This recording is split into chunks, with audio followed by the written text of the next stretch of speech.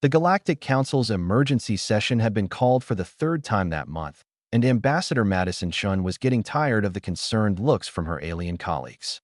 "This is unprecedented," chittered Zalthor, the Centaurian representative, his mandibles clicking nervously as holographic data scrolled before the assembly. The database of hazardous life forms contains 40,000 species classified as lethal to sentient life. 40,000. Madison leaned back in her hover seat, already knowing where this was going. She'd seen the reports. She'd read the translations. And she'd laughed so hard she'd nearly spilled her coffee. "And?" she prompted, keeping her expression neutral. And Zalthor's voice rose to a distressed pitch. "Our investigation shows that humanity has, at various points in your history, domesticated and kept as companions approximately 39,000 of these species." The council chamber erupted in a cacophony of alien alarm. Whistles, clicks, subsonic rumbles, and bioluminescent panic signals. Madison waited for the chaos to subside. "Exaggerating a bit, aren't we?" she said mildly. "The data doesn't lie." This came from S.H. Lara, the crystalline Vex delegate, her facets refracting light in agitated patterns. Canis lupus familiaris, wolves. Apex predators with jaw strength capable of crushing bone. You selectively bred them into hundreds of varieties and let them sleep in your offspring's beds. "Dogs are good boys," Madison replied with a shrug. "Felis catus," continued S.H. Lara, undeterred. "Obligate carnivores with retractable claws, carrying a parasite that alters brain chemistry. You post images of them on your information networks accompanied by misspelled text. Cats are fluffy," Madison countered. Joshua Park, Earth's xenobiological liaison, stood from his seat beside Madison, his tablet in hand. "If I may address the council's concerns with some context?" The chamber quieted. Joshua had a reputation for being the reasonable human, the one who actually tried to explain their species rather than just shrugging and saying, "We thought it was cool." The council seems to be operating under a fundamental misunderstanding of human-animal relationships, Joshua began, his voice calm and measured. "Yes, we've domesticated a staggering number of species that other civilizations consider dangerous. But there's a reason for that." "Insanity?" suggested Zalthor. "Adaptability," Joshua corrected. "Humans evolved as persistence hunters on a death world. Earth has more venomous, poisonous, and predatory species per square kilometer than any other inhabited planet in the known galaxy. We didn't domesticate these animals despite their danger. We domesticated them because we understood them." He swiped through his tablet, projecting images into the chamber. "Snakes. The council lists them as nightmare fuel incarnate in 14 languages. We keep them in glass boxes in our living rooms and feed them frozen mice.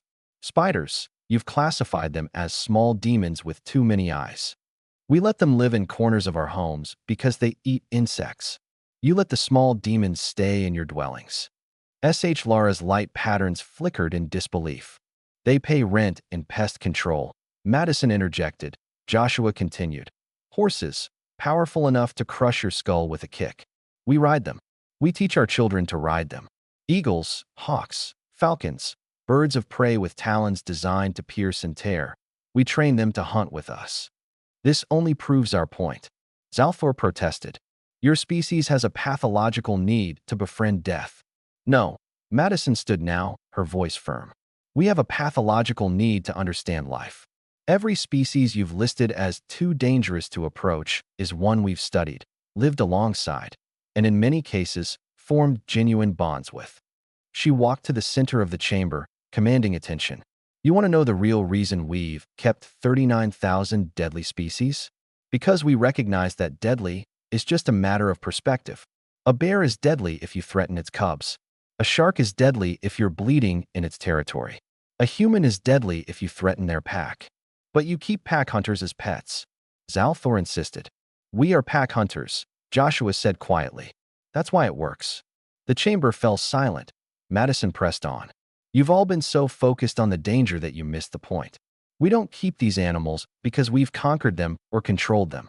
We keep them because we've achieved something your species apparently haven't: mutual respect and understanding with other life forms." She gestured to the holographic list. "You see 40,000 threats.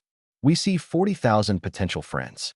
You've spent millennia avoiding these species, fleeing from them, or exterminating them. We spent millennia learning to coexist. But the risk, Lara began, is calculated and accepted, Joshua interrupted. Yes, sometimes domesticated animals hurt humans. Sometimes they kill us. And we grieve, and we learn, and we continue the relationship because the benefits, companionship, partnership, love, outweigh the risks. Madison smiled. You want to know humanity's greatest strength? It's not our technology or our resilience or our stubbornness, though we have all of that. It's our ability to look at something that could kill us and think, I wonder if we could be friends. Zalthor's mandibles worked silently for a moment. That's actually terrifying. Yeah, Madison agreed cheerfully.